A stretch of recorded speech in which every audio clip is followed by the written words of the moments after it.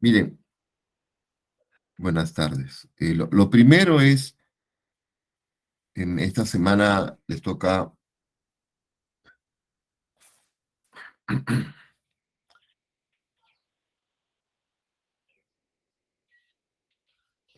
presentar unos capítulos del libro de Mishkin, ¿no? Entonces,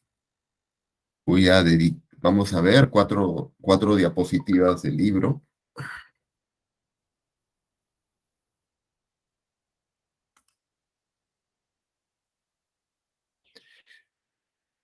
para repasar. eh, en una sesión anterior vimos, les mostré cuatro diapositivas del libro de Mishkin. ¿Y de qué trataban estas cuatro primeras diapositivas? De shocks por el lado de la demanda y por el lado de la oferta. Y de eso trataba el capítulo correspondiente a la semana pasada. En esta semana,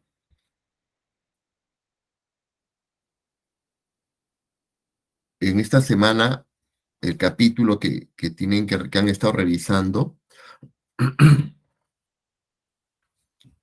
trata sobre qué medidas podemos tomar ante los shocks. El capítulo anterior me decía cómo graficar shocks. Este capítulo me dice cómo enfrentar distintos tipos de shock. Entonces, la diapositiva, esta es la diapositiva número 5, luego viene la número 6, la número 7, la diapositiva 8.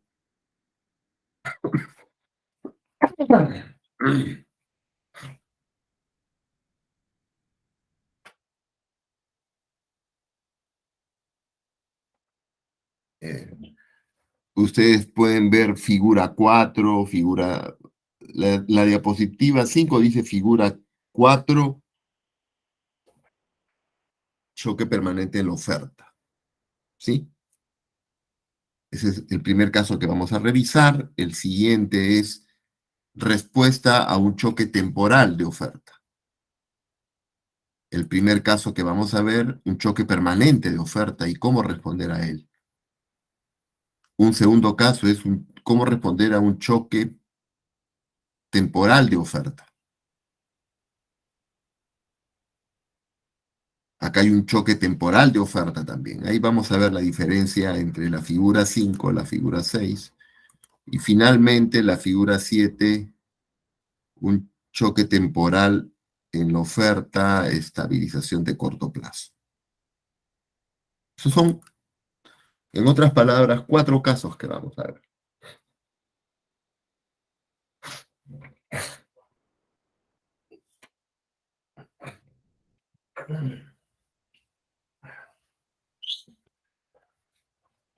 A ver, empezamos. Estoy en esta diapositiva 5, en la figura 4, habla de un choque permanente en la oferta agregada. Este shock graficado, este shock graficado es un shock que es permanente, afectaba, desplazaba la oferta de largo plazo, la desplaza. Ese es el primer impacto. La oferta de largo plazo se desplaza. Como el gráfico la está moviendo a la izquierda, a la oferta de largo, significa que es un shock negativo. Es un shock negativo de oferta y permanente. ¿Por qué? Porque desplaza la oferta de largo plazo, porque disminuye el producto potencial, y esto es ocasionado, eh, siempre se asocia este tipo de shocks a desastres naturales, habíamos comentado. Entonces, siempre se asocia estos desplazamientos de la oferta a desastres naturales. Entonces, ¿de qué punto se inicia el análisis? El análisis empieza en el punto 1, donde tienes la oferta agregada vertical de largo plazo, la demanda agregada de corto, la oferta agregada de corto, las tres intersectadas en el punto 1. Se inicia, se parte de un equilibrio de corto y largo plazo, simultáneo. Luego ocurre el shock de oferta negativo, permanente, y la oferta de largo plazo que estaba en esta altura se desplaza a la izquierda paralelamente, ¿no? Porque el shock es negativo. Entonces nos encontramos con que el equilibrio de corto plazo es el punto 1,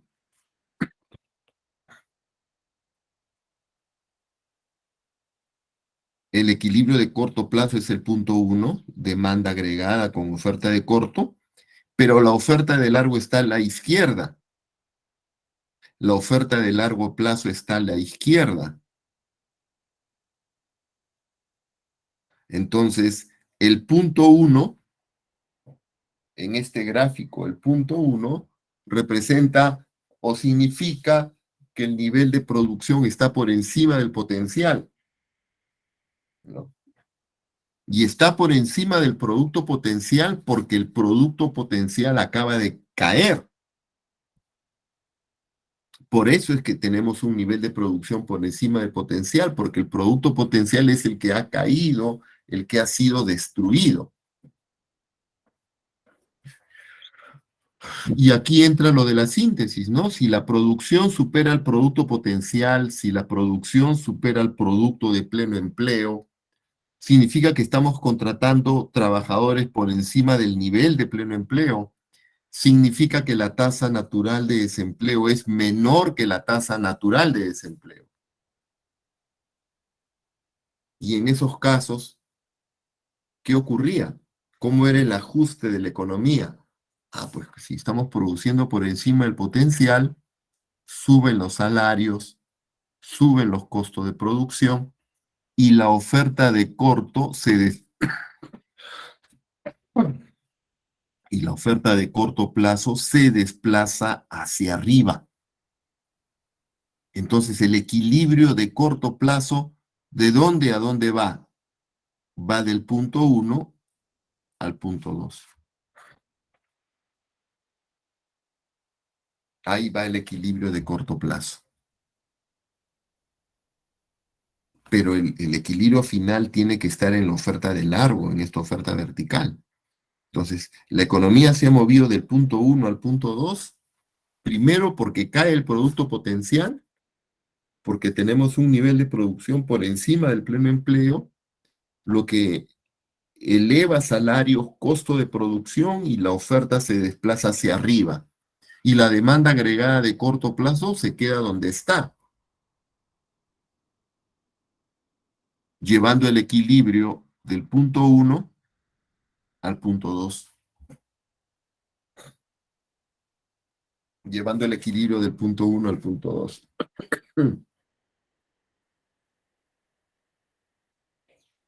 Ese equilibrio final, o qué política podemos aplicar aquí, qué política podemos o qué vemos que se está aplicando. Entonces, cuando uno ve que la economía va de 1 a 2, dice, caramba, de 1 a 2, la producción está cayendo y hay mayor inflación. Entonces, la política que se decide aquí, la política que se decide aquí es una que busca que la inflación no aumente. Por eso el título dice, política estabiliza la inflación, porque cuando nos hemos movido del punto 1 al punto 2, la inflación ha aumentado, la inflación se ha incrementado. Estamos dejando de lado la producción, ya no miramos la producción, y en este caso se está concentrando solo en la inflación. Dice, ¿qué política nos preguntamos,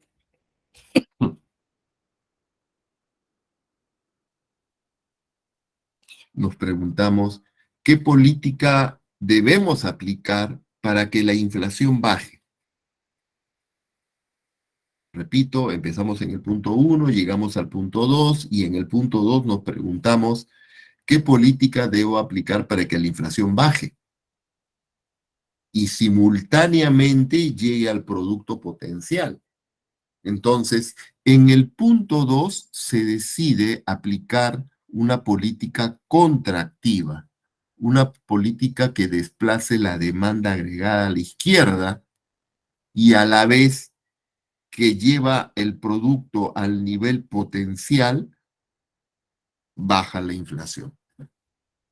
Entonces, del punto 2 al punto 3, la política que estabiliza la inflación puede ser una política monetaria contractiva, que es la que se menciona aquí. Acá se habla de un endurecimiento autónomo de la política monetaria. Puede ser la LM a la izquierda, ¿no? Por tasa de encaje, por un retiro de dinero en la economía. Pero también podría ser por una política fiscal contractiva que también desplazará la demanda agregada a la izquierda. ¿Ok? Entonces, la política de demanda contractiva te lleva a la economía al nivel del producto potencial, conservando la tasa de inflación al mismo nivel que la inicial. ¿Ok? Ese es el primer caso. Entonces, un shock permanente de oferta. Repito, empezamos en el punto uno. ¿Qué se mueve primero? La oferta de largo plazo se desplaza a la izquierda. Estamos en el punto uno, equilibrio de corto plazo, el producto potencial es más bajo, por lo tanto suben los salarios, los costos de producción, y la oferta de corto plazo se desplaza hacia arriba, llevando la economía del punto uno al punto 2. Ahí estamos en el punto 2. Y después del punto 2 se decide la política económica, una política de estabilización de la inflación, por eso es contractiva de demanda, y que va a llevar la producción y que llevará la producción al nuevo nivel de producto potencial, ¿no? Ese sería el primer caso, la figura 4. Ahora, en la siguiente diapositiva, acá este caso es, hay un shock temporal de oferta y no hacemos nada. No se aplica ninguna política. Los shocks temporales de oferta, que en este caso es negativo, un shock negativo, este es el caso de, este es el caso de el aumento en el precio del petróleo, el aumento en el precio del gas, el incremento en los costos de flete que encarece los productos importados. Esos shocks de oferta, ¿no? Un shock de oferta de corto plazo, eh, el efecto que siempre produce es que incrementa los costos de producción. Entonces, partimos del equilibrio partimos del punto de equilibrio de corto y largo plazo, el punto uno.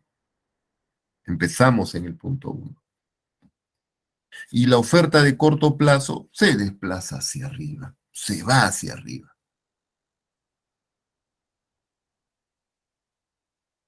¿Sí? Y al desplazarse hacia arriba, el nuevo equilibrio de corto plazo es este punto 2. De 1 a 2 se genera lo que llamamos una estanflación, de 1 a 2. De 1 a 2 vemos mayor inflación. De 1 a 2 vemos una caída en el producto, en el empleo y por lo tanto un mayor desempleo. de 1 a 2 tenemos estanflación.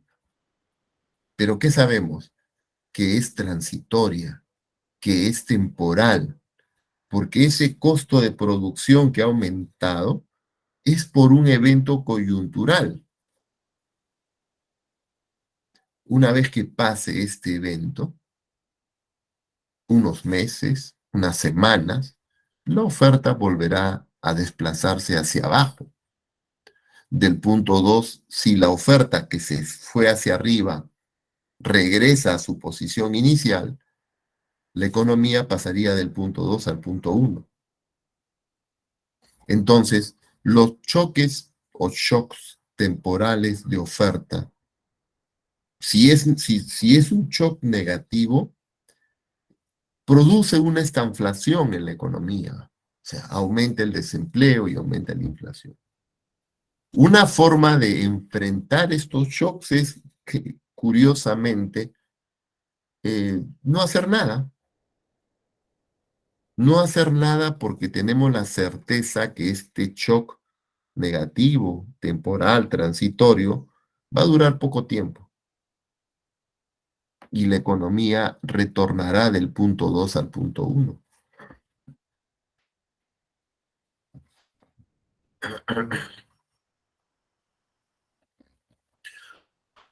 Ese es el segundo caso de este capítulo. Veamos este siguiente.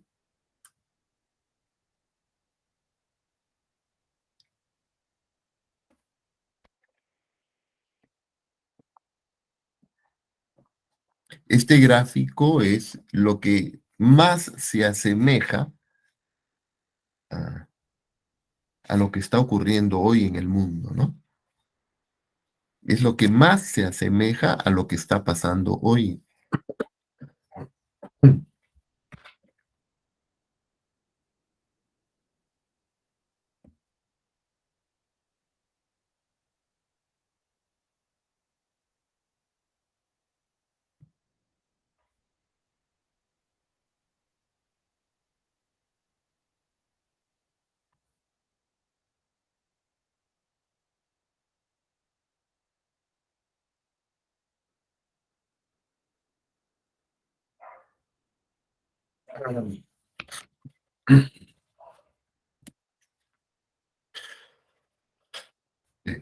Es un shock temporal de oferta que empezó en julio del 2021. La oferta se desplaza hacia arriba. Estamos en el punto 1 y el shock temporal lleva la economía del punto 1 al punto 2. Es el mismo caso que el anterior, sino que este shock temporal, eh, en el caso de la crisis actual, el shock temporal empieza en julio del 2021, les decía, pero empezando el 2022, a continuación, eh, estalla la guerra Rusia-Ucrania. Entonces, ese shock temporal se extiende un poco más y los precios continúan subiendo. Entonces, estamos hablando de un shock que estaba durando un año, donde los costos de producción se desplazan hacia arriba. La oferta de corto plazo se desplaza hacia arriba y lleva la economía del punto 1 al punto 2, donde cae el PBI, ¿sí? Que en el mundo no ha ocurrido una caída del PBI, pero lo que ha ocurrido es una caída en la tasa de crecimiento del PBI, ¿no? No, no sé si me hago entender ahí. O sea, gráficamente pasa que la, la variable dinámica es la inflación, pero la variable estática es producción. Si tú en este eje X tuvieras el crecimiento del producto, se podría emplear mejor el modelo, pero no es tan fácil poner crecimiento de precios en un eje y crecimiento de producción en otro, ¿sí? el modelo, algo que se complique, la formulación del modelo se complica. Pero continúo, estaba diciendo, eh, nosotros, el mundo lo que vivió fue un shock de oferta negativo desde el julio del 2021 y la oferta se fue hacia arriba y la economía fue del punto 1 al punto 2 y todos dijimos, bueno, ya va a pasar, ¿no? Pero ¿qué ha sucedido? Estalló la guerra Rusia-Ucrania y siguieron apareciendo otros factores que se fueron sumando a los anteriores y este shock negativo de oferta se ha estado manteniendo y la economía se ha estado manteniendo en el punto 2 con mayor inflación, decía, y en este gráfico con caída del producto, pero les decía que en términos prácticos lo que vemos en el mundo no es una recesión, sino una desaceleración de la economía, ¿no? Un menor crecimiento económico. Ahora bien, estando en el punto 2, ¿qué política de estabilización podríamos aplicar? Si estamos en el punto 2, ¿qué política de estabilización podríamos aplicar? Retrocede un momento y acá no se aplicó ninguna política. Se dijo, si sube la oferta, espérate que baje. Pero en este caso ha subido la oferta y se te está quedando mucho tiempo arriba. Y la inflación está alta. Entonces, el Banco Central de Reserva peruano, hoy día, en fin, muchos bancos centrales en el mundo han subido su tasa de referencia. Estados Unidos sube su tasa de referencia. Y en Estados Unidos, el presidente de la Reserva Federal de Estados Unidos dice él que él prioriza la inflación, el control de la inflación. El desempleo no es nuestra meta, dice. Nuestra meta es el control de la inflación. O sea, cuando la economía va del punto 1 al punto 2, cuando la economía va del punto 1 al punto 2, se está generando una estanflación, mayor inflación con mayor desempleo. Y cuando decides qué política aplicar, porque tienes los dos problemas, más inflación y más desempleo. Los dos problemas a la vez no se pueden resolver. En términos de política económica, cuando tú tienes una estanflación, inflación con desempleo, no hay política porque las medidas van en direcciones opuestas. Lo que te pide la inflación y lo que te pide el desempleo, lo que te pide en términos de política fiscal y monetaria, van en dirección contraria. Y no se puede resolver la inflación y el desempleo a la vez, salvo pues economistas, llamemos heterodoxos o economistas brujos, ¿no? Yo tengo la receta que podemos resolver todo a la vez y sin costo social, ¿no? Pero manteniendo la, coher- la coherencia y siendo realistas,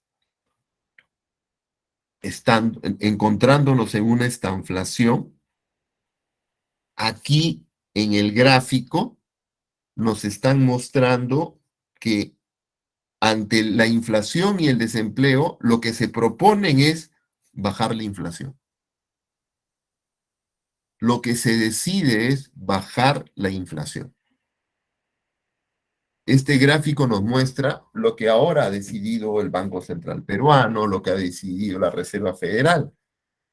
Estamos creciendo poco, hay inflación, pero Banco Central dice, yo me preocupo de la inflación. Y la Reserva Federal de Estados Unidos ha dicho, para mí el desempleo no es mi meta, la meta es la inflación y la inflación hay que bajar. Por lo tanto, estando en el punto 2, se aplica, ahí está la política económica, La política económica es una política que contrae la demanda agregada. La demanda agregada se desplaza a la izquierda y el equilibrio se ubica en el punto 3. ¿Y qué has logrado en el punto 3? En el punto 3 estoy logrando bajar la inflación. Estoy controlando la inflación. En el Perú el Banco Central lo hace porque se ha perdido el control de las expectativas inflacionarias. Entonces el Banco Central está decidiendo pues que como las expectativas inflacionarias están demasiado elevadas, vamos a aplicar una política monetaria contractiva que disminuya la demanda y que la economía la lleve del punto 2 al punto 3. Eso resultado de una política monetaria contractiva. Oye, sí, pero está cayendo la producción. Sí, está cayendo la producción, porque son dos flechitas que bajan la producción, ¿no? Son dos flechitas que bajan la producción. Una resultado del desplazamiento de la oferta hacia arriba y la segunda por la política monetaria contractiva que desplaza la demanda agregada a la izquierda. Tenemos una caída de la producción, tenemos mayor desempleo, pero es que el objetivo primordial es controlar la inflación, ¿no?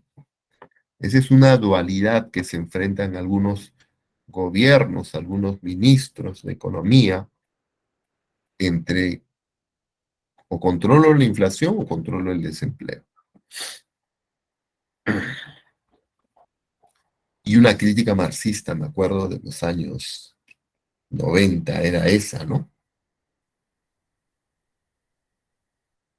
Que el sistema capitalista no tiene la capacidad de resolver problemas de este tipo. Entonces es una crítica al sistema. Entre dos problemas puedo resolver solo uno, ¿no? Pero, pero es realista, ¿no? Es realista. Y acá lo que se está decidiendo, como les decía, es controlar la inflación a costa de, a costa de un mayor desempleo. Y en la última figura, no, esta es la última, esta es la última. Y en la última figura, el mismo shock de oferta, el mismo shock de oferta transitorio lleva la economía del punto 1 al punto 2. Estás llevando la economía del punto 1 al punto 2 por el shock de oferta. Se está, se está produciendo una estanflación. Sí, pues de 1 a 12 ocurre una estanflación. ¿Y qué política respondes? ¿Con qué tipo de política económica respondes a la estanflación? Estoy respondiendo con una política expansiva de demanda. Y al aplicar una política expansiva de demanda, llevas la economía del punto 2, el equilibrio general, lo llevas del punto 2 al punto 3, en la que estás diciendo ahí, yo voy a priorizar la lucha contra el desempleo. Voy a incrementar el empleo, porque la demanda agregada se mueve a la derecha, voy a incrementar el producto porque el equilibrio va del punto 2 al punto 3,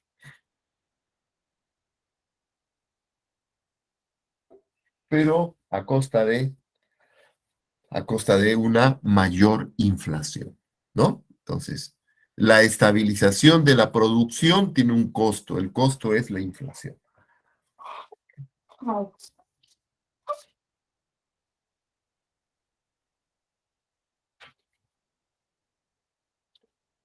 Esas son, estas son las 4 diapositivas.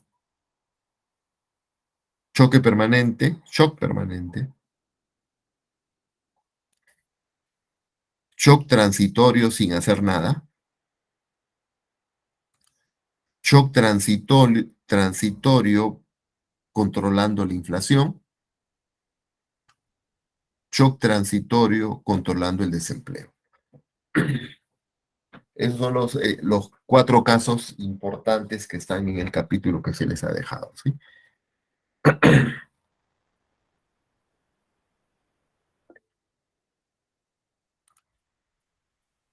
Sí, Sebastián.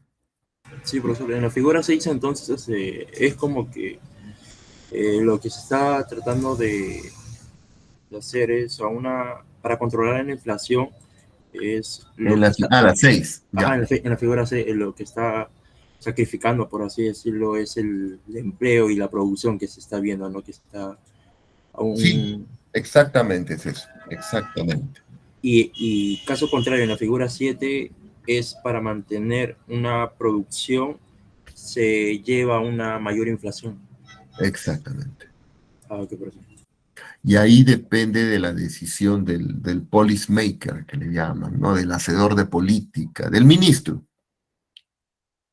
Habrán visto, no sé si han leído Gestión ayer, anteayer,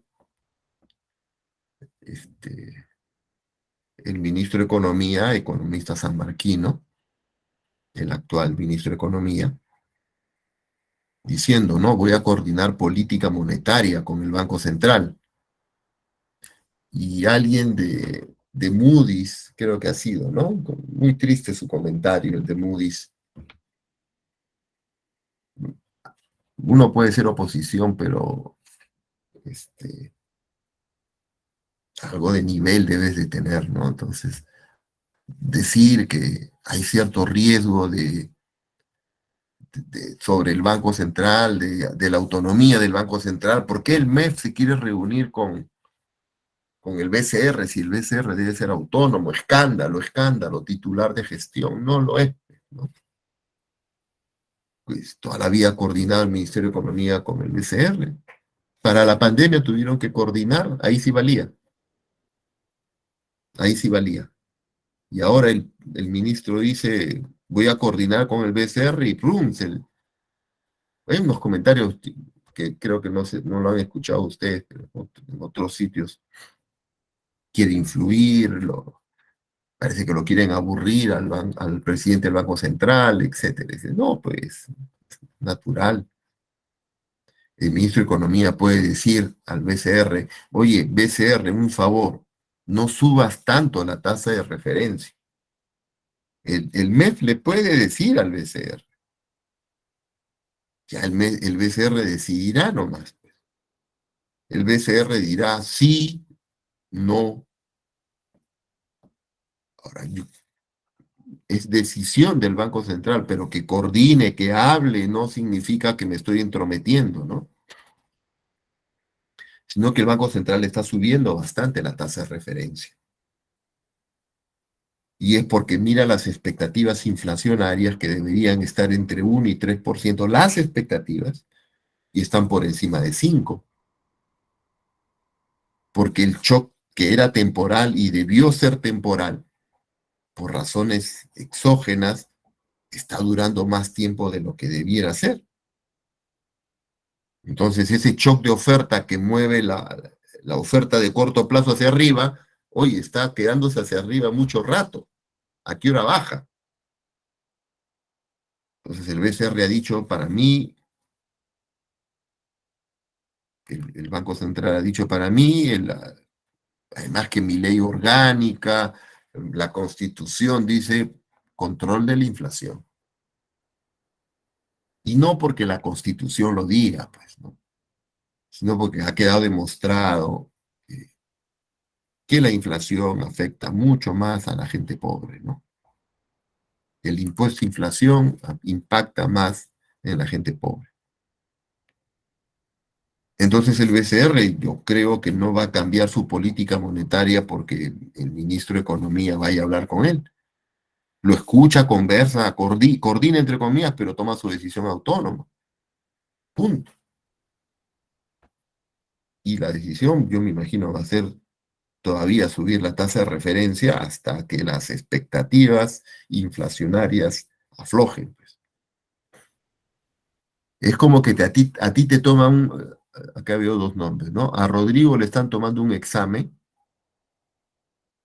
y Rodrigo ayuda a Hernán en su examen. Hernán le dice, oye, ayúdame para hacer el examen.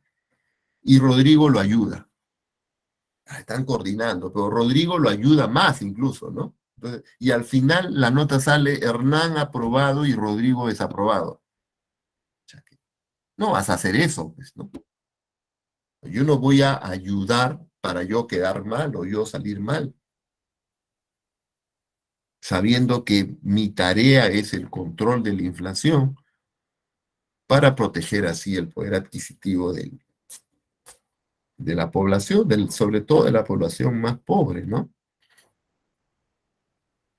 En los últimos 20 años, el país que ha tenido la menor inflación en América del Sur es Perú. Nosotros somos el país con la más baja inflación de los últimos 20 años. Pues, eso no lo vamos a cambiar. Eso no lo vamos a cambiar de ninguna manera. Pero hay que ayudar para el empleo ya, pues política fiscal, haz tu inversión pública, gasta rápido, pues acelera, haz algo tú, no me pidas a mí que deje el control de la inflación. Mire, eso es el próximo capítulo del libro de lo que estamos hablando ahora. Perdón. Si MEF dice acelerar, entonces ya pues gasta bien. O di la verdad, pues hay una total ineficiencia en los gobiernos regionales, en los gobiernos locales. No saben, pues, son incapaces. Por eso es que no hay mayor inversión. Dilo, di, di. Sí, no hay capacidad, o sea, que por más presupuesto que le damos, no van a poder atar ni desatar nada. No tiene la capacidad.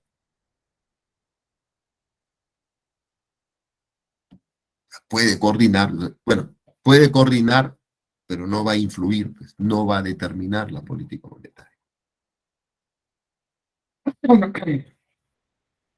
Docente, una pregunta sobre la figura 7, ¿se puede? Antes de, dame un ratito más, termino con esta anécdota, por favor.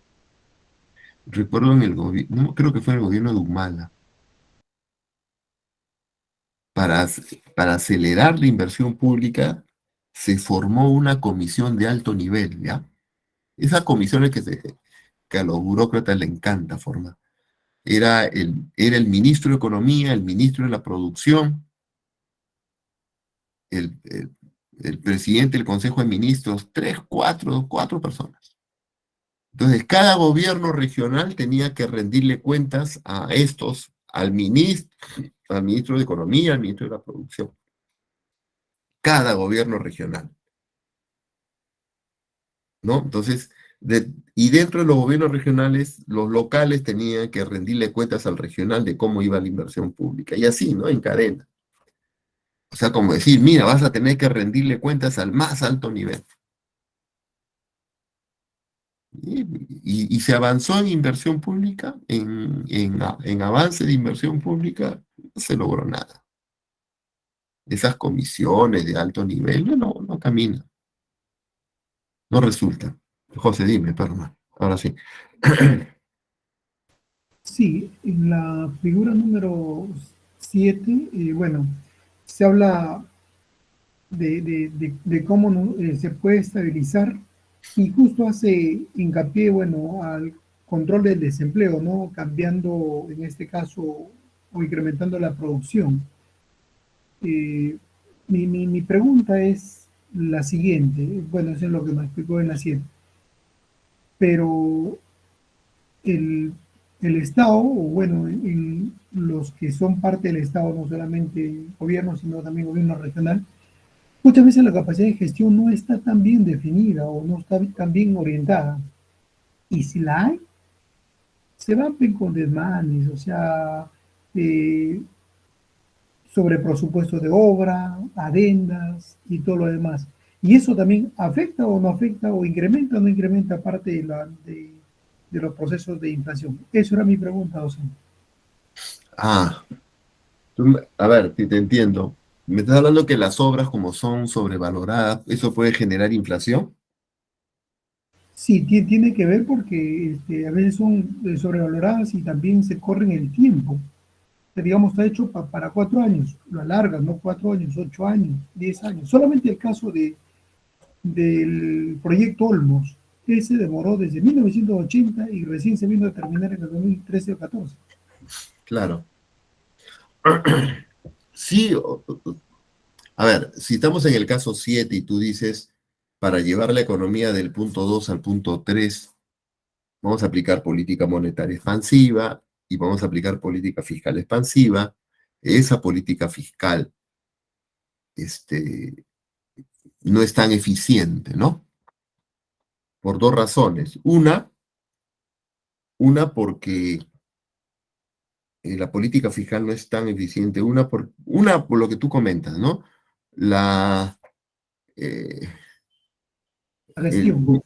cómo se van haciendo adendas y se van inflando los costos de la obra. El presupuesto de la obra se va incrementando, ¿no?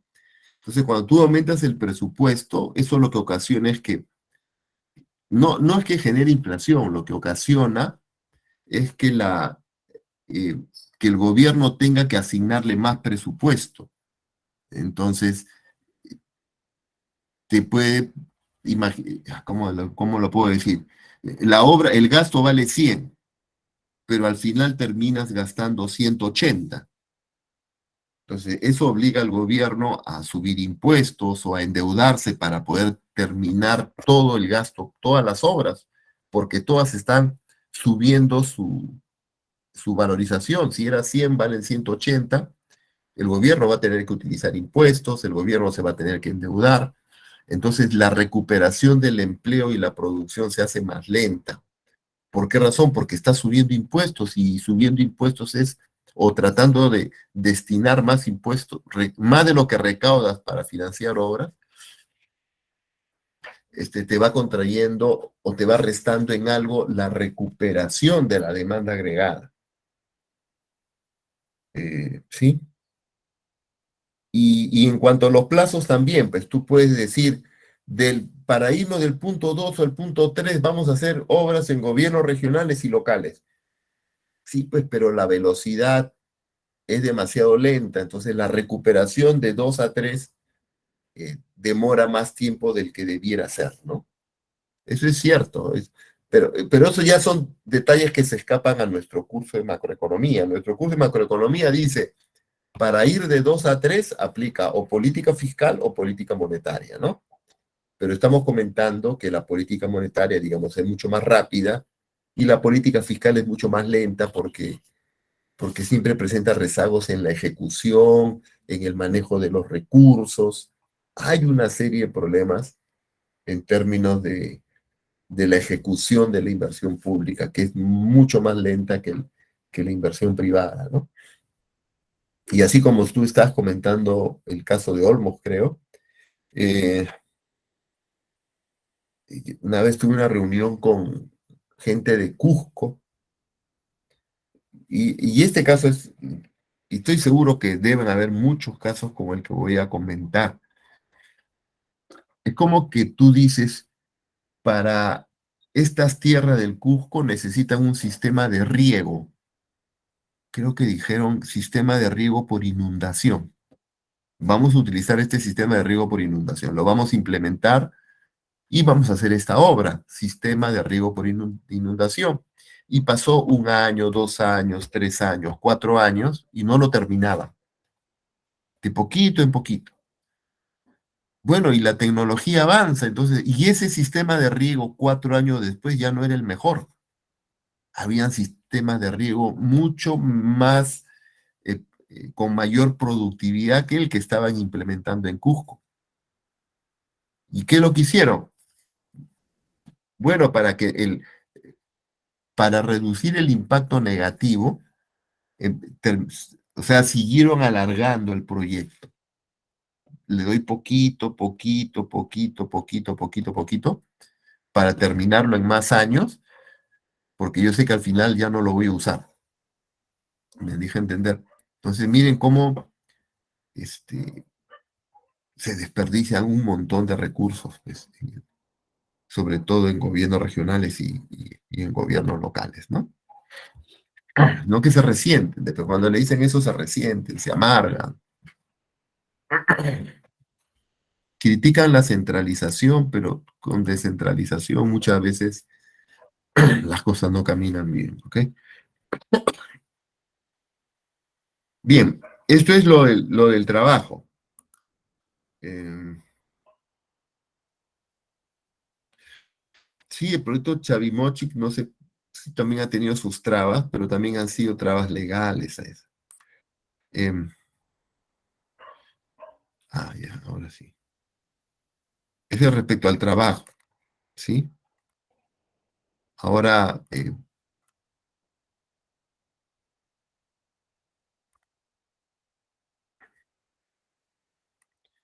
ver, deme unos minutos, ¿ya? Y vamos a ver modelos de la nueva macro keynesiana, ¿ok? Unos minutos, un par de minutos nomás.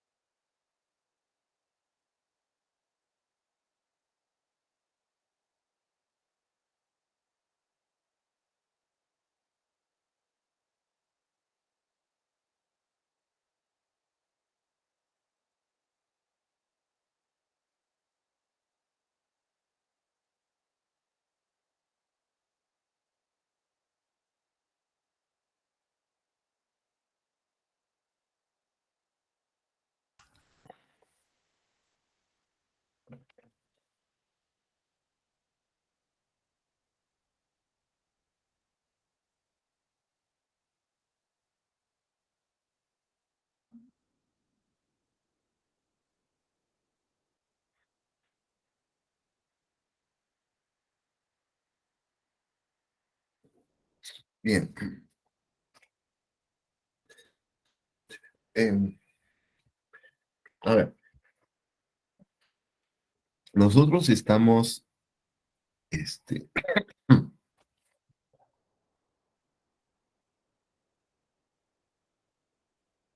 yo les había, desde el comienzo de este curso, había dicho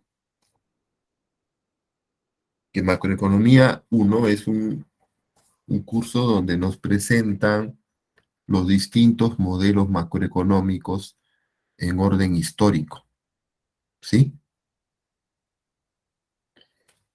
Y cuando hemos estado trabajando los modelos de síntesis neoclásica, neokeynesiana, cuando hablamos de expectativas inflacionarias, de la curva de Phillips, de la curva de Phillips,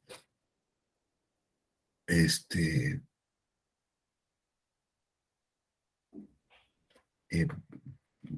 creímos conveniente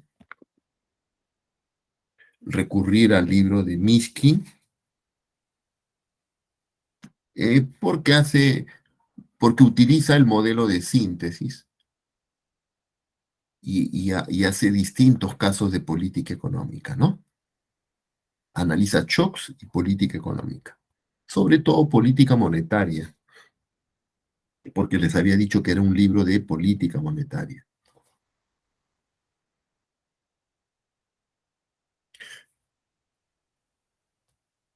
Pero a la par hemos continuado avanzando con los modelos macroeconómicos.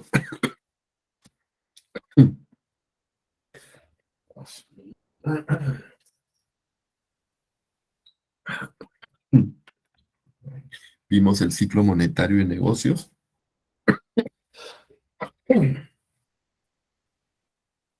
Vimos el ciclo monetario de negocios, lo que se llama la nueva macroeconomía clásica, ciclo monetario de negocios, modelos macroeconómicos con expectativas racionales. Ahí, en estos modelos, el lenguaje, les he dicho, ¿no? El lenguaje es política anticipada, política no anticipada, para que tenga efectos en la economía. Después del ciclo monetario de negocios, de los años 70, llegamos a los 80, y dijimos, bueno, los keynesianos no se quedan callados, reciben los modelos con expectativas racionales y dicen los keynesianos o los neo-keynesianos o la nueva macro-keynesiana construye modelos macroeconómicos con expectativas racionales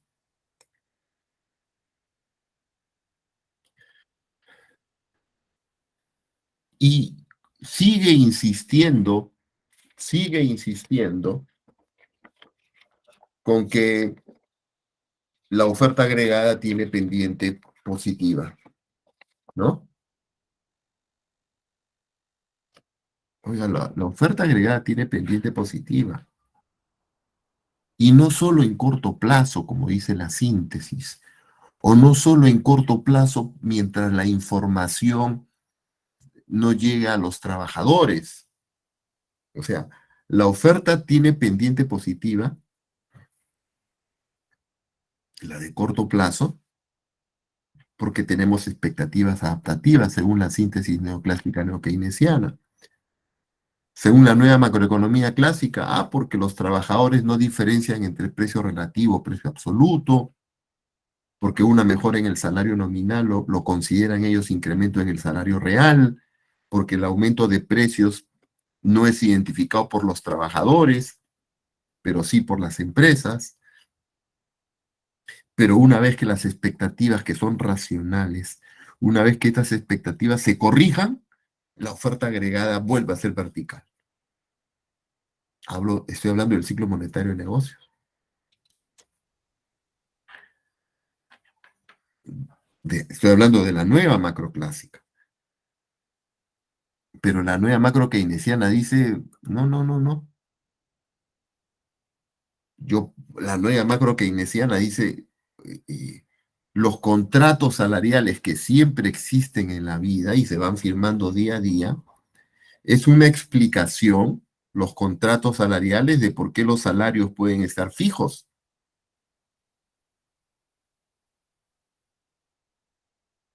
Y como los salarios son fijos, la oferta de la nueva macro keynesiana tendrá una pendiente positiva.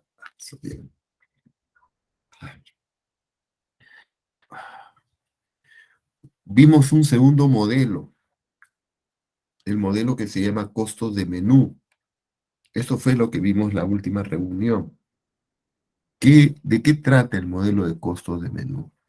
El modelo de costos de menú nos trata de explicar por qué los precios no bajan, por qué hay rigidez en precios,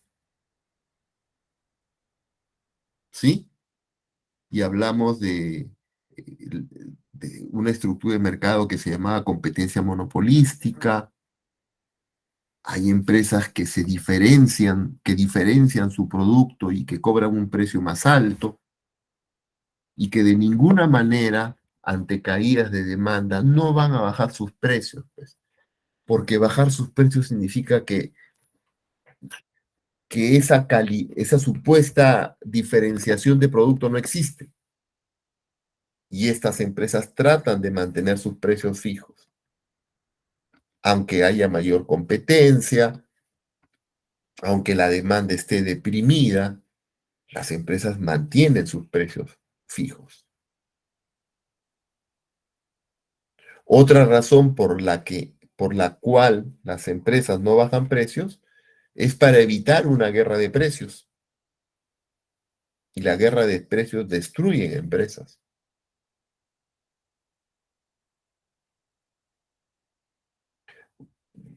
¿Por qué bajas tu precio? Porque lo bajó mi competencia. Y cuando tú bajas tu precio porque tu competencia ha bajado de precios, tú bajas tu precio y la competencia vuelve a bajar los precios. Entonces, ¿cómo respondes? Otra vez bajo mis precios, ¿no? Por no perder clientela. Eso destruye empresas. Entonces, hay razones, como lo que dice en la diapositiva, para evitar la pérdida de clientela y para evitar guerra de precios. Hay razones que explican el por qué las empresas no bajarían los precios ante una caída en la demanda. Esos modelos se llaman costos de menú. Y ese modelo de costos de menú, al ser los precios rígidos, tendríamos una oferta con pendiente positiva.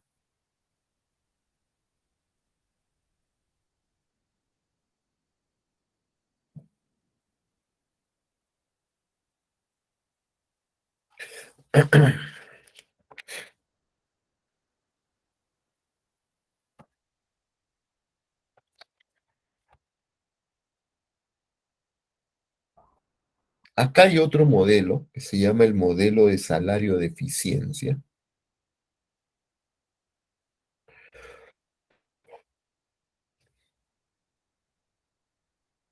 que es otro modelo dentro de la nueva macroeconomía keynesiana, que nos explica el por qué los precios son rígidos, el por qué una oferta agregada puede ser horizontal, con pendiente positiva y no vertical, ¿no?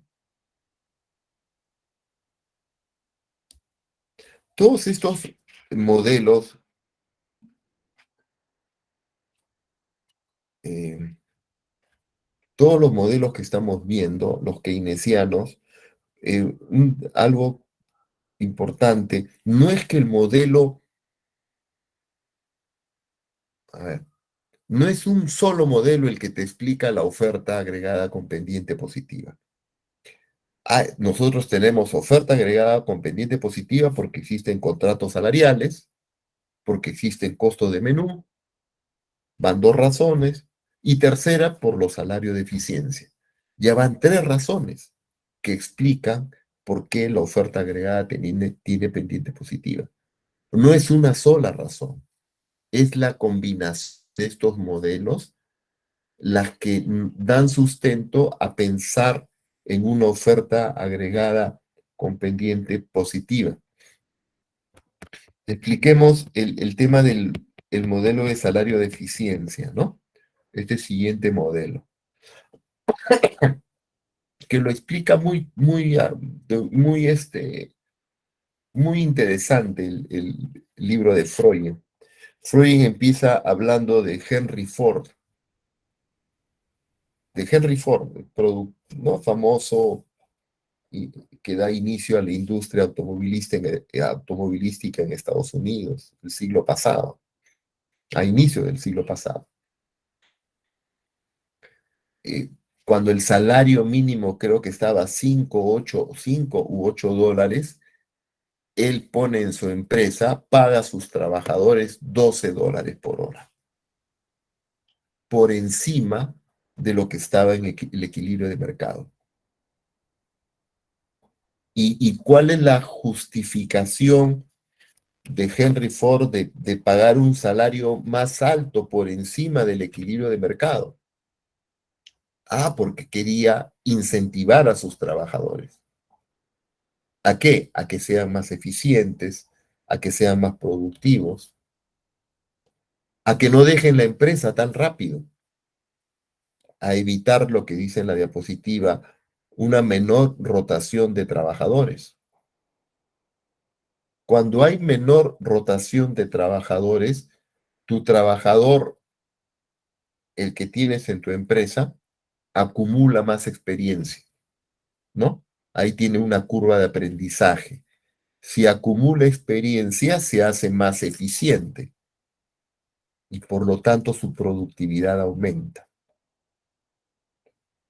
Pero si su salario es bajo, entonces es muy probable que este trabajador vaya saltando de una empresa a otra, ¿sí? Y los trabajadores pues tienen un costo de capacitación.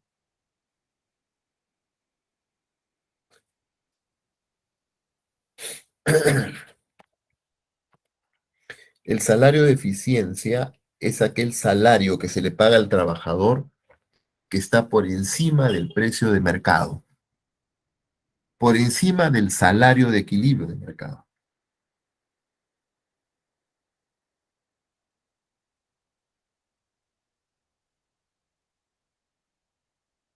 Esto usualmente ocurre cuando son casos en donde en empresas tú no puedes hacer seguimiento a tu trabajador. Imagina que tú eres el dueño de una empresa y tienes muchos trabajadores. ¿Cómo superviso? ¿Cómo vigilo? ¿Cómo mido el rendimiento del trabajador? Ahí, en estos casos, estamos ante un problema de información asimétrica,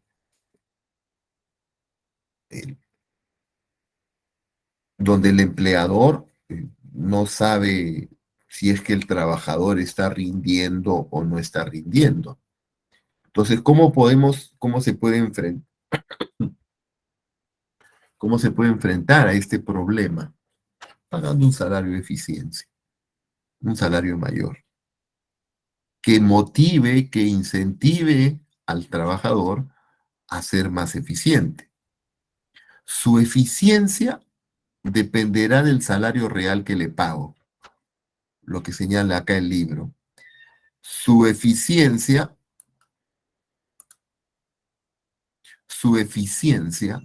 depende del salario real que le pago. Y esa eficiencia influye en la función de producción. Mientras más eficiente, es como que un trabajador fuera equivalente a 1.2 trabajadores, ¿no? Lo hace 20% más productivo.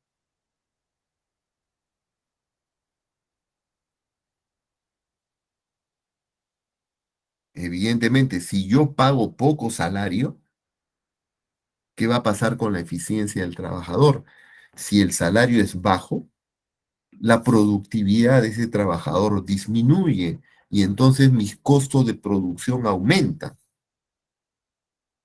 Aumentan porque la productividad, porque la eficiencia del trabajador es menor.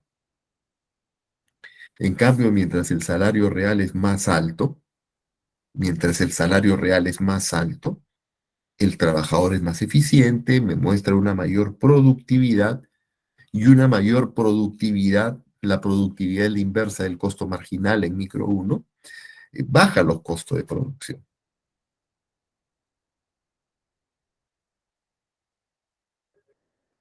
Eso es lo que señala el modelo de salario de eficiencia. Estamos pagando a los trabajadores por encima del equilibrio de mercado. Evidentemente, si pago por encima del equilibrio, esa productividad va a ser elevada. ¿Y qué pasa si cae la demanda agregada? ¿Qué pasa si se deprime la demanda agregada?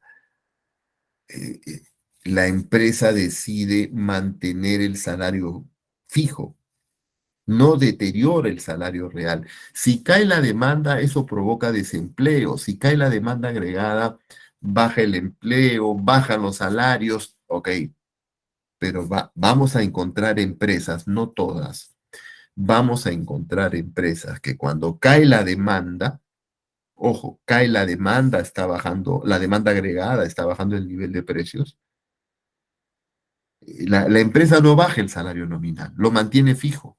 Y por caída de precios, el salario real estaría mejorando.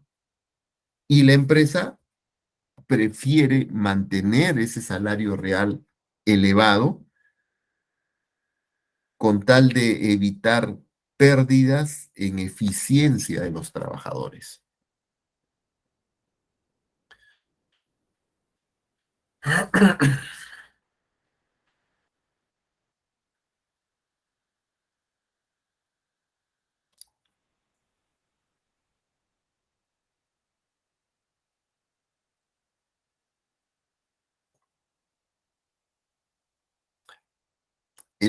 Este modelo del salario de eficiencia se mantiene ¿hasta qué punto? Quiero, acá por ejemplo, esto lo he tomado del libro esto está en Freud, ¿ah? Acá dice, cambio porcentual en la eficiencia, en el numerador, cambio porcentual en la eficiencia ante un cambio porcentual en el salario real, ¿no? Ante un cambio porcentual en el salario real. Si aumenta el salario real, aumenta la eficiencia. Si aumenta el salario real, aumenta la eficiencia. Entonces, imagínate que esta elasticidad, ¿no? Porque esto es una elasticidad. Supongamos que la elasticidad fuera 2. Si fuera 2, cambio porcentual en la eficiencia es 2 veces el cambio porcentual en el salario. La eficiencia aumenta el doble de lo que se incrementa el salario. Eso me conviene como empresa. Eso me conviene. Porque si bien yo estoy subiendo mi costo, que es el salario real, yo lo subo en 1%, la eficiencia del trabajador sube en 2%.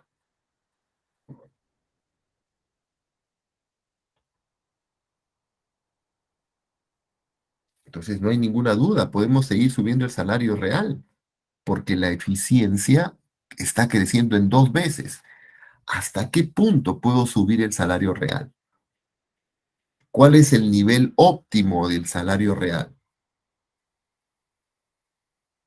El nivel óptimo del salario real es cuando la elasticidad, esta elasticidad, sea igual a la unidad. Hasta ese punto. Porque cuando es 1, me está diciendo, si yo incremento el salario real en 5%, la eficiencia sube en la misma proporción, 5%. Entonces, ese es el límite. Ese es el límite. El cambio porcentual en la eficiencia tiene que ser igual al cambio porcentual en el salario real. Pero si la elasticidad fuera 0.8, si la elasticidad fuera 0.8, si fuera inelástica, ¿no? Si fuera 0.8, me diría que el cambio en la eficiencia es 0.8 veces el incremento en el salario real. Entonces, eso evidentemente no le va a convenir a la empresa. A la empresa le conviene que la eficiencia crezca más que el incremento en el salario real, para que tenga realmente un ahorro en costos, en el límite, en el óptimo, en el óptimo.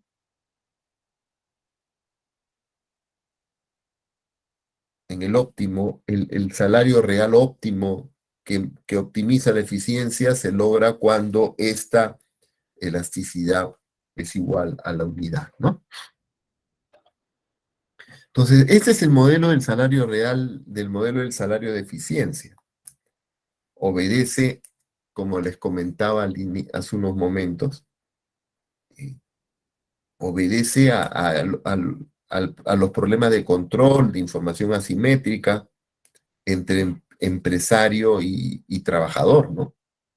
Ustedes saben que cuando uno recibe currículos, pues los currículos te dan una información, pues, pero ¿cómo crece la información que te dan? ¿No? Es bastante difícil creer lo que dice un currículum. Entonces yo tengo un problema de información asimétrica. El trabajador que viene me va a decir, él es maravilloso como trabajador, pero yo no tengo la información suficiente para de tomar la decisión. Y una vez que tomas la decisión, tienes el problema de cómo verifico su productividad. Entonces, una forma es, como lo hizo Henry Ford, pagando salarios altos que incentiven no evadir el trabajo, ¿no? Reducir la rotación, mejorar la moral de los trabajadores. Es más, un mejor salario mejora la salud, un mejor salario real mejora la alimentación y la salud del trabajador y por lo tanto su productividad también. ¿Ok? Entonces, y acá uno dice, o sea que la oferta agregada tiene pendiente positiva por los salarios de eficiencia. No, nuevamente. No es solamente, no es este salario de eficiencia la única razón. Vean lo que dicen las dos últimas líneas. Hay que combinar la rigidez por los contratos salariales, los costos de menú, los costos que significan bajar los precios, sobre todo en estructura de competencia imperfecta, de competencia monopolística, o rigideces debido a estos salarios de eficiencia.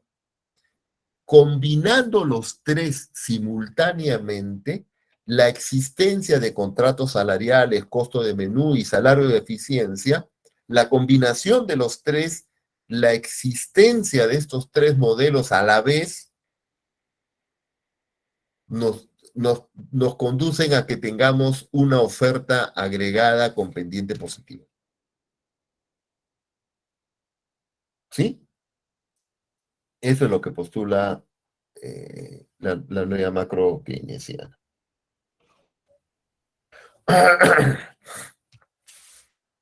Y hay un modelo más.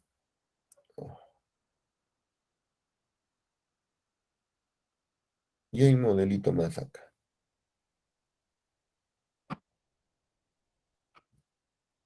Hay un modelo más que vamos a conversar, que es el modelo de insider-outsiders, o el modelo de sindicalizados, no sindicalizados, ¿no?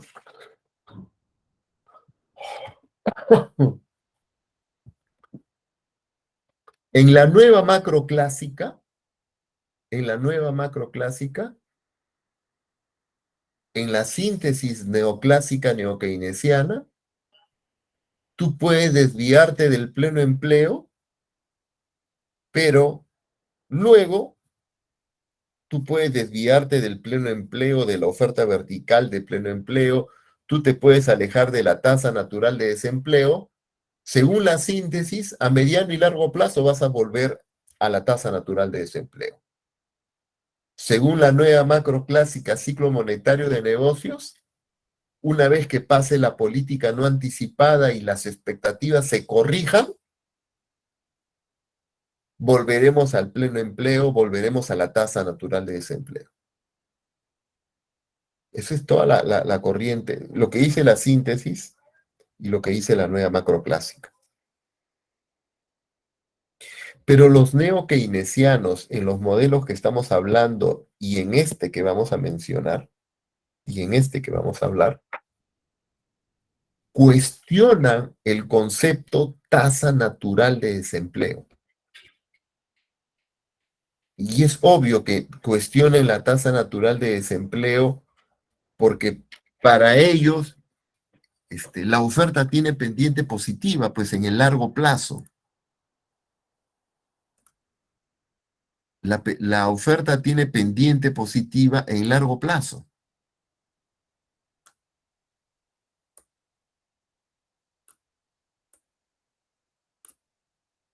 Entonces, si la oferta agregada es así, en largo plazo, yo puedo aplicar una política de demanda y la producción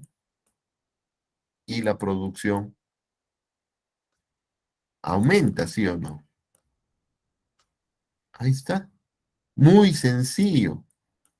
La producción está aumentando, el empleo está aumentando, la tasa de desempleo está disminuyendo,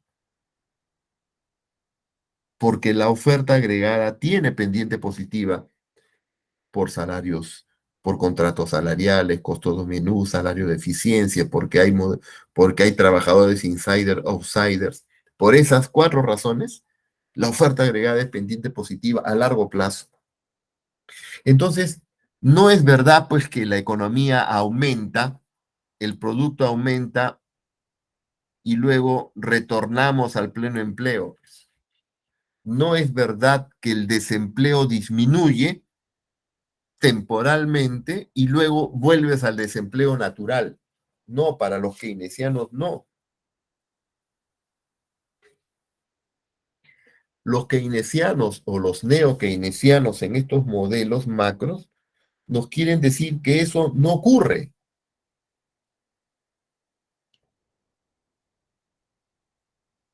Y eh,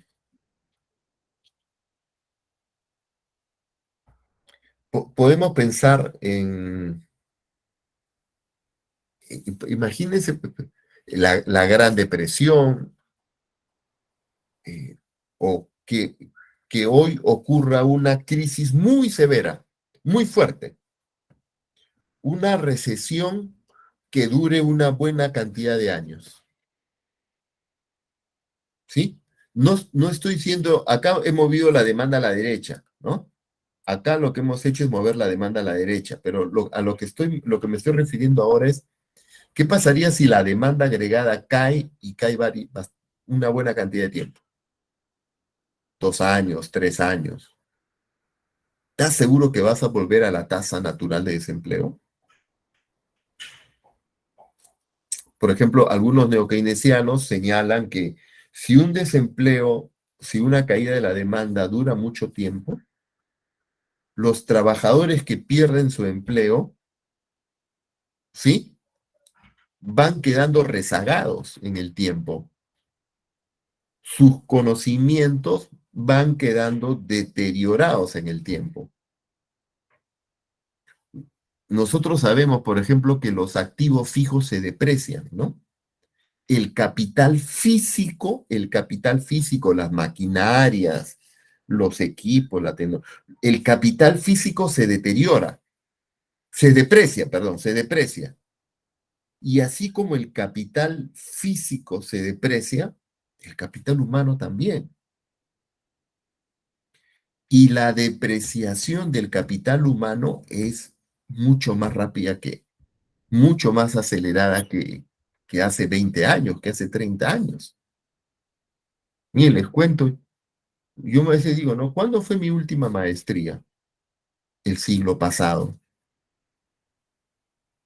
Mi última maestría fue en 1900, yo terminé mi maestría, la segunda, en 1999. claramente han pasado 23 años. 23 años. Oye, ¿y tu capital? ¿Y ese capital humano pierde valor o no? Si yo ahora me fuera a concursar, a postular a una empresa, yo con el MBA, con una maestría en negocios, y llega otro MBA del exterior, de, o que ha hecho su MBA hace 5 años, ¿cuál toma el mercado laboral? ¿El que hizo el MBA hace 23 años o el que ha hecho el MBA hace 5? Pues hace 5, está más actualizado, está más joven. Es que el conocimiento el- se deprecia más rápido, no sé si me dejo entender. Entonces, volviendo al tema, cuando hay una recesión, una caída de la demanda, y esta caída en la demanda, esta contracción en la demanda demora buen tiempo, genera un desempleo y ese desempleo se convierte en un desempleo estructural, porque los trabajadores que han perdido su empleo 1, 2 años, 3 años, ay, para que se reenganchen al mercado laboral, ya no van a poder serlo, pues, porque el conocimiento avanza, la tecnología avanza y se convierten en un desempleo estructural.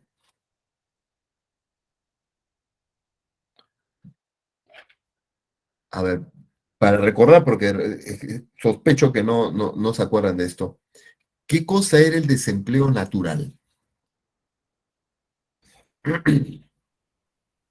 El desempleo natural está formado por aquellos trabajadores eh, que se llama desempleo estructural o desempleo friccional. Ahí está la tasa natural de desempleo. La tasa natural de desempleo resulta de sumar desempleo estructural más desempleo friccional entre la PEA por 100. La tasa de desempleo natural, uno puede decir, la tasa de desempleo natural es 5%. ¿Quiénes están metidos en ese 5%? Ah, son aquellos desempleados estructurales. ¿Quiénes son los estructurales? Aquellos que quedan desempleados y que no pueden engancharse en el mercado laboral porque sus capacidades no se ajustan a lo que el mercado pide. Ese es el desempleo estructural. Y el desempleo estructural es parte del desempleo natural. Y el otro componente del desempleo natural es el desempleo friccional, ¿no? El desempleo friccional es el desempleo provocado por la no coincidencia entre la oferta y la demanda de trabajo. El desempleo friccional es porque la empresa está buscando un tipo de trabajador que no lo encuentra en el mercado. El desempleo friccional es porque un trabajador no está encontrando inmediatamente el empleo que a él le gustaría tener o que él quisiera tener o para el cual se siente capacitado. Eso es un desempleo friccional, que sumado al desempleo estructural nos da el desempleo natural. Y cuando lo divido entre la PEA, obtengo la tasa natural de desempleo.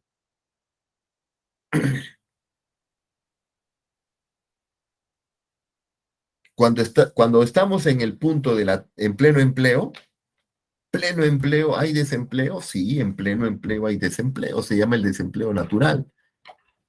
En pleno empleo, lo que no existe es el desempleo cíclico. En pleno empleo, lo que no existe es desempleo cíclico. El desempleo provocado por fluctuaciones del PBI, por caída del PBI. Ahí no tenemos, ese tipo de desempleo cíclico no existe. Entonces, lo que dicen los neokeynesianos es, ocurre una crisis, una recesión, una fuerte caída de la demanda, estábamos en la tasa natural de desempleo, ¿ah?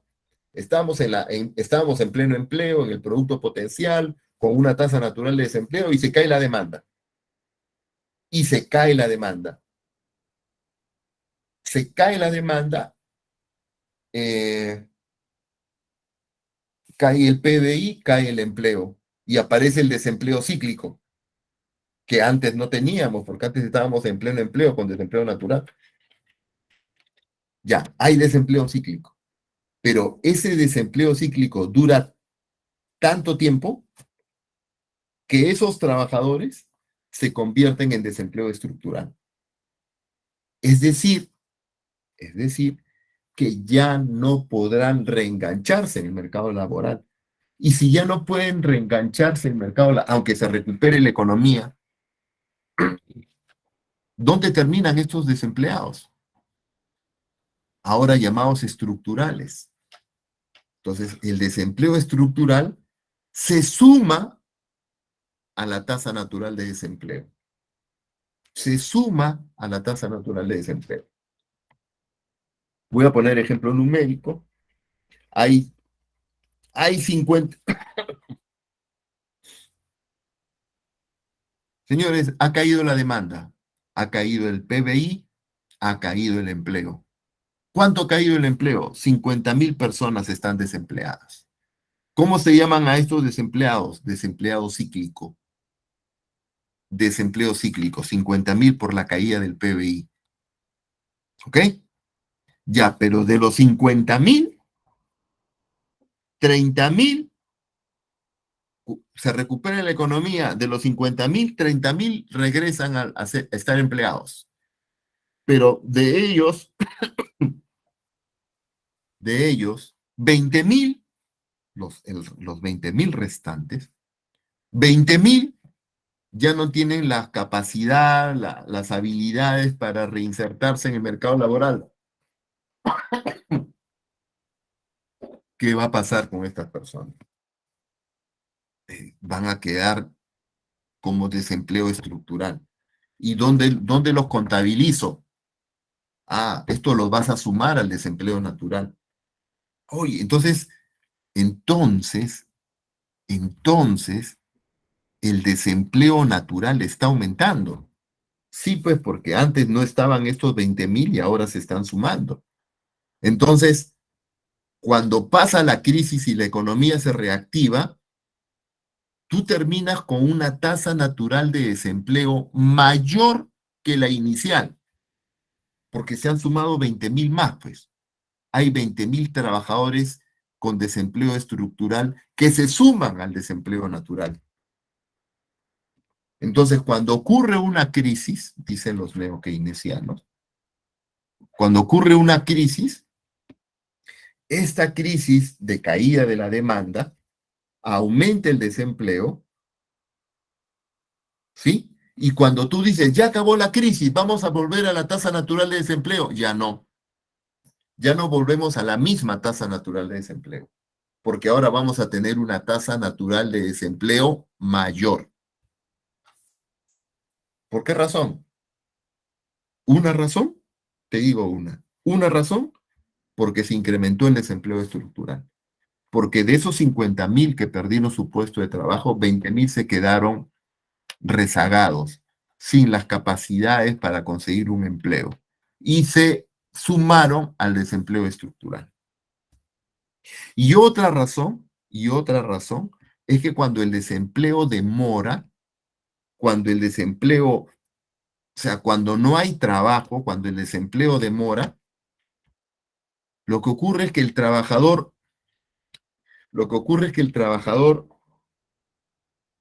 deja la PEA, deja de buscar empleo porque no encuentra y ya no pertenece a la población económicamente activa. Ahora pertenece a la población económicamente inactiva. Al comienzo del curso hemos hablado de la PEI. ¿Quién es la población económicamente inactiva? Los que se dedican a tareas del hogar, los estudiantes y que no trabajan.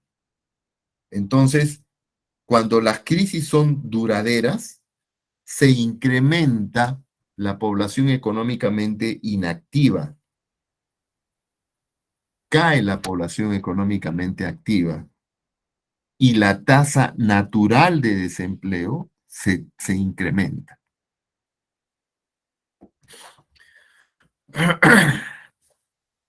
Con gráficos se podría ver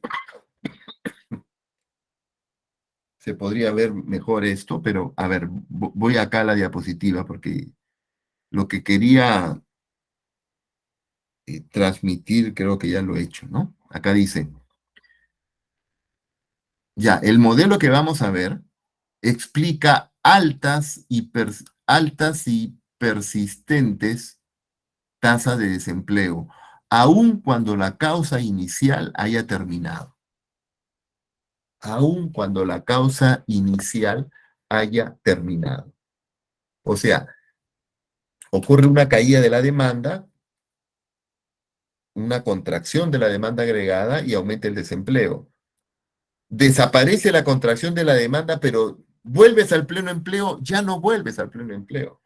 Ya no vuelves a la tasa natural de desempleo. Ya no vuelves a la tasa. Si tu tasa natural de desempleo era 3%, acabada la crisis, tu tasa natural de desempleo es 5%. Y ya no vuelves a 3%. Y a ese fenómeno que dice, si tú sales de tu posición de equilibrio, o sea, la tasa de desempleo natural era 3, y yo salgo de ahí, y el desempleo aumenta a 9, ¿de 9 va a volver a 3? No, de 9 se queda en 5, pero no llega al 3%. A eso se llama, a esto que estoy comentando, a esto último se llama la histéresis del desempleo. El término histéresis es un término tomado de la física, si no me equivoco. Ahí sí estoy pecando de repente por contarles y no estar 100% seguro, pero es algo así más. A ver.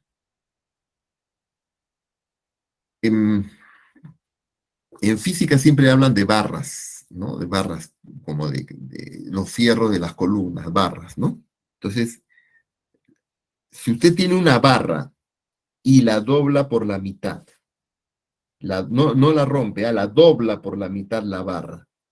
Entonces, esa parte donde usted ha doblado la barra,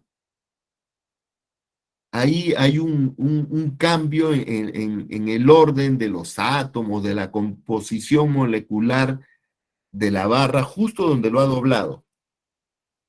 Y si usted la barra la regresa a su posición inicial, porque tenía una barra horizontal, la dobla como en forma de U a la inversa de signo de intersección, dobla la barra y la regresa a su posición inicial, la zona donde se ha doblado ya no es la misma que antes que la doblara. Y eso se llama histéresis. Y a eso se llama histéresis. Y los economistas que un montón de conceptos de economía lo han tomado de la física, mucho análisis. Si han llevado alguna vez un curso de física, saben que en física existe estática, dinámica, trayectorias. Física 3 era resortes, oscilaciones. Y todo ese desarrollo de la física se ha absorbido en la economía, ¿no? Y también se ha tomado ese concepto de histéresis. Le llaman la histéresis del desempleo. La histéresis del desempleo lo termino con este ejemplo. La tasa natural de desempleo es 3%, 3%, ocurre una crisis, una caída de la demanda, y el desempleo natural que estaba en 3%, el desempleo termina en 8%, debido a la crisis.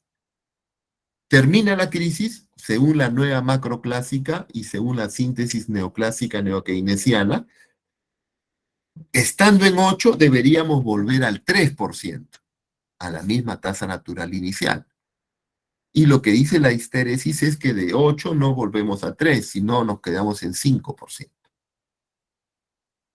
¿Ok? Nos quedamos en 5%.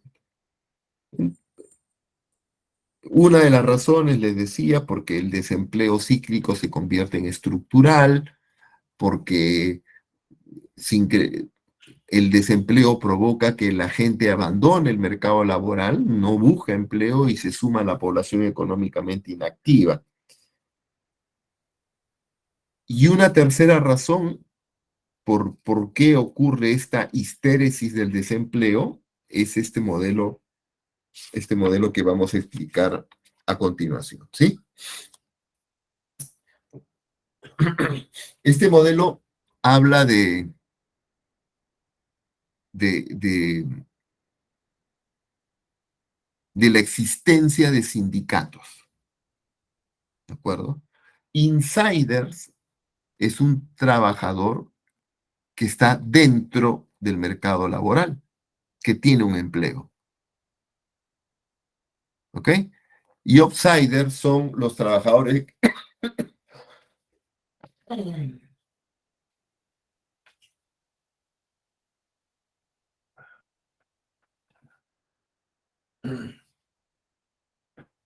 y los outsiders son trabajadores que no tienen empleo, que están fuera del mercado laboral.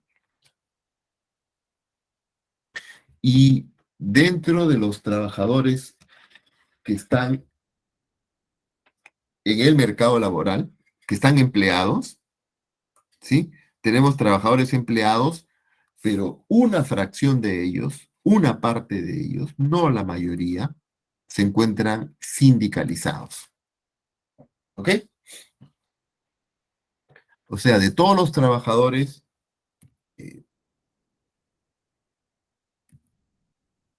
trabajadores, un porcentaje está sindicalizado. ¿Alguien sabe, una pregunta, en qué país está la mayor tasa de sindicalización laboral? Curiosidad, pregunto nomás. ¿Alguien sabe eso? ¿Dónde está la mayor tasa de trabajadores sindicalizados? Noruega, Islandia, creo por ahí, Magista. Islandia. Islandia o Noruega, uno de los dos. Sí, sí, por países nórdicos, ¿no? Noruega, Suecia, Islandia, ahí están escandinavos, como dice Hernán, este, el mayor porcentaje de trabajadores sindicalizados, ¿no?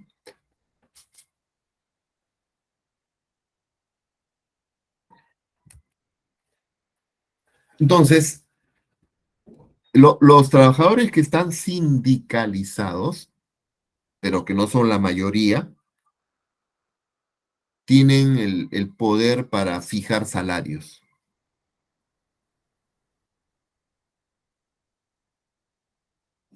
Un salario, de hecho, que para que exista el sindicato tiene que fijar un salario por encima del equilibrio de mercado, para que se justifique la existencia del sindicato. Ellos tienen que tener un logro, fijar un salario por encima del equilibrio de mercado, pero nosotros sabemos que cuando se fija un precio por encima del equilibrio de mercado, siempre va a haber exceso de oferta. Vamos a tener un exceso de oferta. O en otras palabras, la demanda de trabajo va a ser limitada porque el salario real o nominal está elevado, está alto. Pero los sindicatos, digamos, pensándolo, estiman un salario, la empresa dice, no, yo voy a contratar menos trabajadores, sí, pero el sindicato se garantiza que los trabajadores que contraten la empresa sean solamente ellos los que están sindicalizados, ¿no?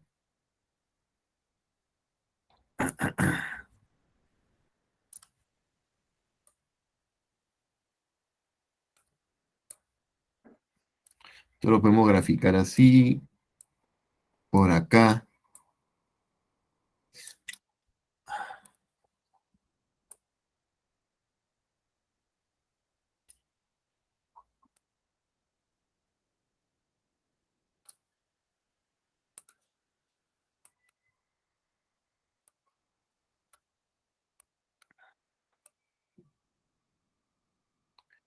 Ahí está, ¿no?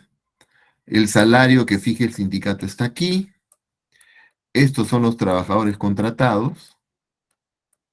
Hasta acá está el empleo, ¿no? Hasta aquí estaría el nivel de empleo. Pero este nivel de empleo, esta cantidad de trabajadores contratados, son los que pertenecen al sindicato. Estos son los que pertenecen al sindicato. Ellos son los que consiguen el trabajo, ¿no? Y los mismos sindicatos buscan los mecanismos que garanticen que el puesto de trabajo se lo den a aquellos que están sindicalizados, ¿no? O pueden poner trabas para que otros trabajadores ingresen a la empresa, los no sindicalizados. Entonces dice, los trabajadores sindicalizados tienen poder para fijar salarios en un punto en que sus afiliados mantendrán su situación de pleno empleo. O sea, todo el sindicato está empleado, pero generando desempleo involuntario de aquellos que están no sindicalizados. ¿Ok? Eso es lo que, así empieza este modelo. Luego dice, ante una recesión,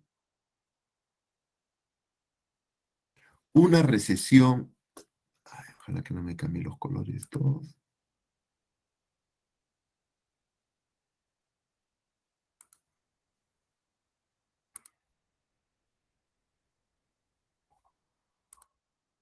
¿Cómo le agrego un color que no fastidie, carajo?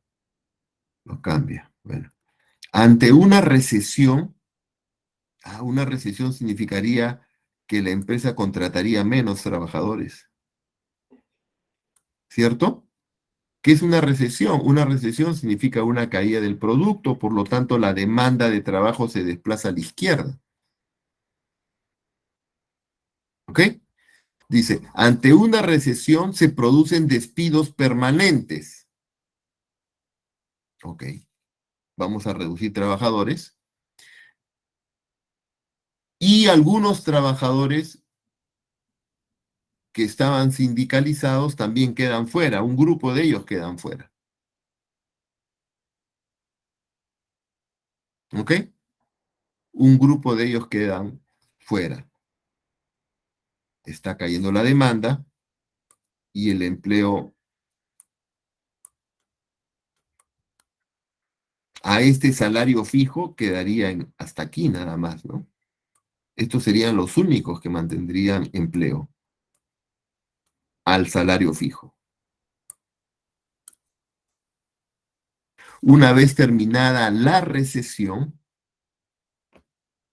los insiders, los trabajadores que tienen empleo, negocian solo por ellos, determinando un salario real aún mayor y un nivel de empleo más bajo que en el periodo previo a la crisis.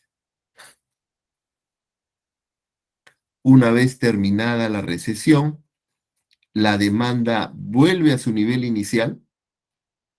Una vez terminada la recesión, la demanda de trabajo retorna a su nivel inicial, pero ahora el sindicato va a fijar un salario más arriba. Digamos, a ver si vuelvo por acá.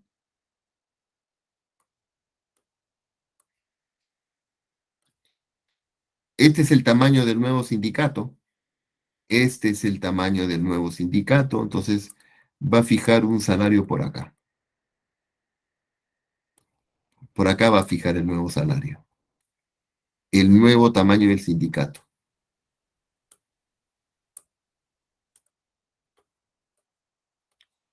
Recuerde que la demanda ha vuelto a su nivel inicial. Entonces, lo que dice es, una vez terminada la recesión, los insiders, el sindicato, que es un menor número, negocian solo por ellos. Claro, este grupito negocia solo por ellos, determinando un salario real aún mayor y un nivel de empleo más bajo que en el periodo previo a la crisis. Sí, porque el empleo previo a la crisis llegaba hasta aquí. Pasada la crisis, el empleo llega hasta acá nada más.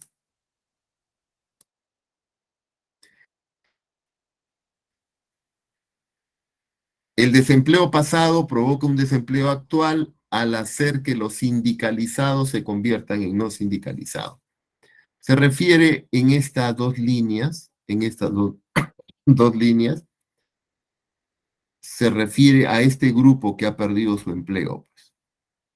Acá hay un grupo de sindicalizados que ante la crisis perdieron su empleo.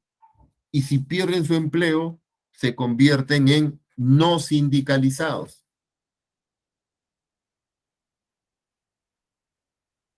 Y los que quedan con empleo sindicalizados presionan para un mayor salario y un menor nivel de empleo.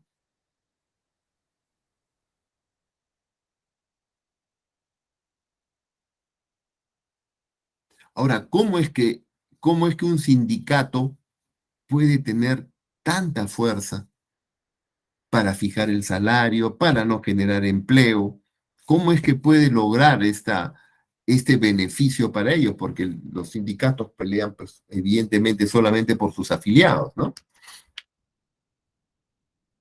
¿Por qué razón? Y acá dice, pueden manipular los costos de rotación con el propósito de elevar salarios, actividad de contratación, formación y despido, actividades de cooperación o de hostigamiento. De esa manera el sindicato se hace fuerte,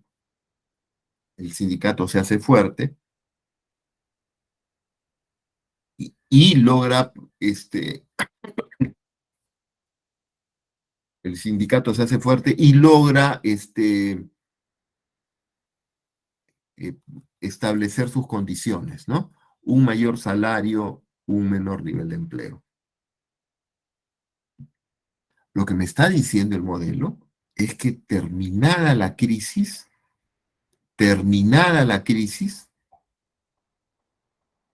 el desempleo no vuelve al natural o el desempleo no vuelve a su nivel inicial.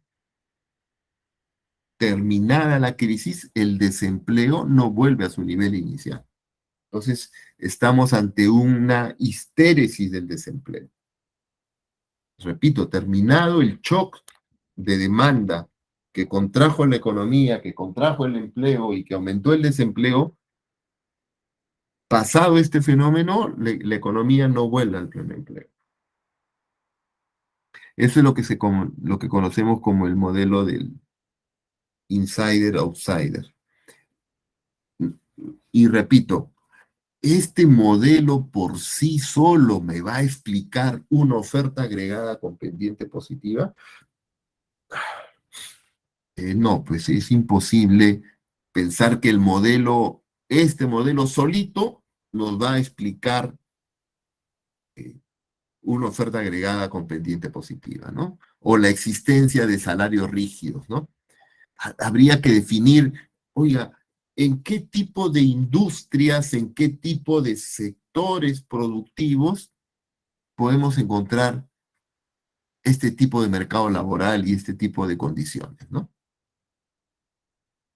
Por ahí, pues, el caso de Perú podría ser, pues, el Construcción, ¿no? Que es un sindicato fuerte,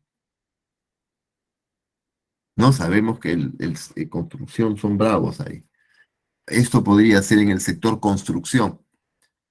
Y los salarios de eficiencia, estos modelos de salario de eficiencia donde las empresas fijan un salario elevado para garantizarse eh, el- la eficiencia del trabajador y que haya baja rotación de trabajadores. ¿En qué sector podrías encontrar esto? Bueno, esto de repente en minería, ¿no? De repente en minería, en el sector minero.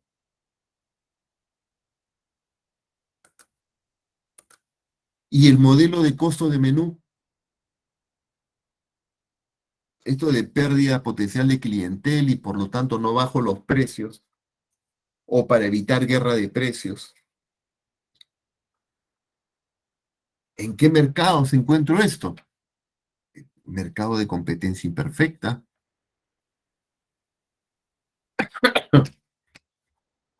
El mercado de competencia imperfecta. Y nosotros aquí y puntualmente de competencia monopolística. La estru- la- Uno sabe que la estructura de perfecta, competencia perfecta es porque hay muchos productores y muchos consumidores. La competencia monopolística es una estructura de mercado. ¿Por qué le llaman de competencia? Porque hay muchos productores y muchos consumidores. Se le llama a competencia monopolística, es una estructura de mercado como competencia perfecta. Hay muchos productores y muchos consumidores. Por eso lo de competencia. ¿Y por qué monopolística? Le llaman monopolística o competencia monopolística porque dentro de ese gran número de productores hay uno que se diferencia del resto. Hay una empresa que se posiciona en el mercado como diferente del resto. Y como soy diferente al resto, como me diferencio del resto, actúo como monopolio porque soy único. Y por lo tanto cobro un precio más alto. Y en competencia perfecta uno sabe que los beneficios económicos a largo plazo son cero. En la competencia monopolística, si yo mantengo mi diferenciación respecto al resto de mis competidores, puedo obtener beneficios aún en el largo plazo, como lo hace el monopolio. Esa es la estructura de competencia monopolística, ¿no? Y, es, y los modelos de costo de menú se ajustan más a mercados de competencia monopolística. ¿Sí? Se aplican más, se pueden encontrar ejemplos en mercados de competencia monopolística. El ejemplo que pusimos la semana pasada era el de los... Para competencia monopolística hablamos de supermercados. Hablamos de supermercados. Y los modelos keynesianos con contratos salariales,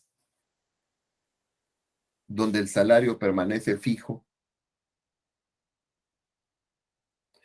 Bueno, eso lo encuentras más en sectores manufactureros, ¿no? Trabajadores que firman contratos salariales para mantener un salario preestablecido. Eso lo encuentras más en manufactura, por ahí en agricultura, en pesca, ¿no? Entonces, ¿por qué estoy haciendo estos comentarios? Porque los modelos keynesianos no es uno solo. Acá hay uno, dos, tres, cuatro. Son cuatro modelos de la nueva macro keynesiana que nos cuenta Freud.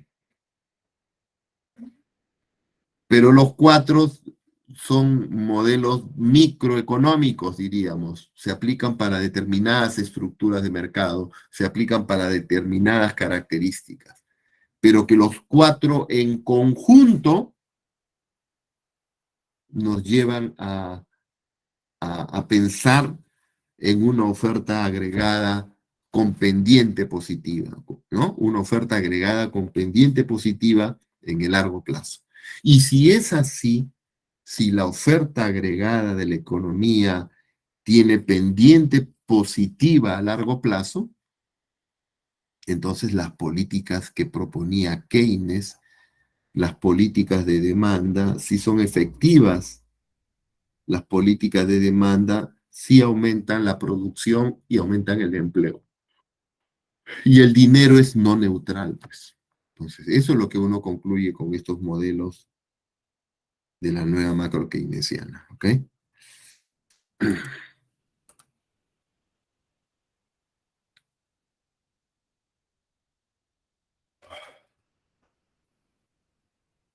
Hasta aquí por hoy, ¿sí?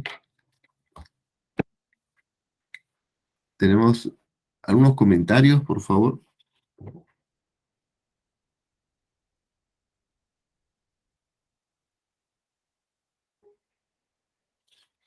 respecto a las tareas mi sugerencia es los grupos, cada uno lee, resuelve los ejercicios, lee el capítulo, de repente vas a necesitar revisar un capítulo anterior del libro y,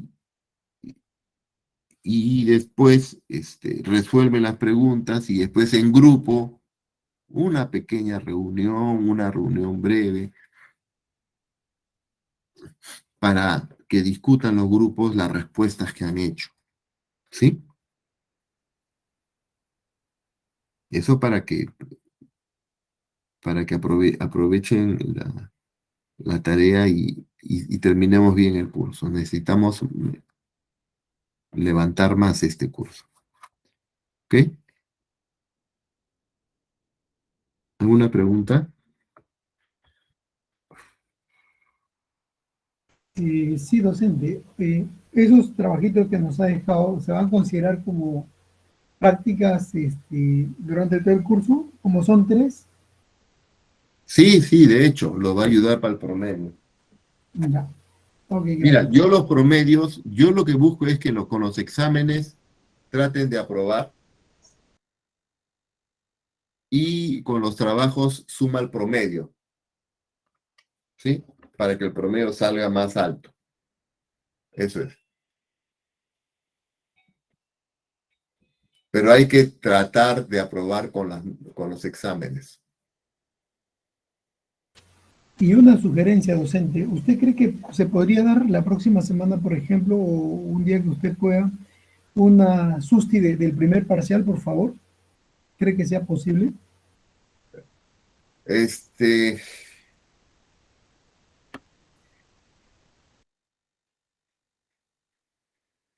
lo ideal sería que no, ¿ah? ¿Quién revancha, en otras palabras? Sí, porque nos agarró desprevenidos. Déjame verlo ya para sugerir mejor.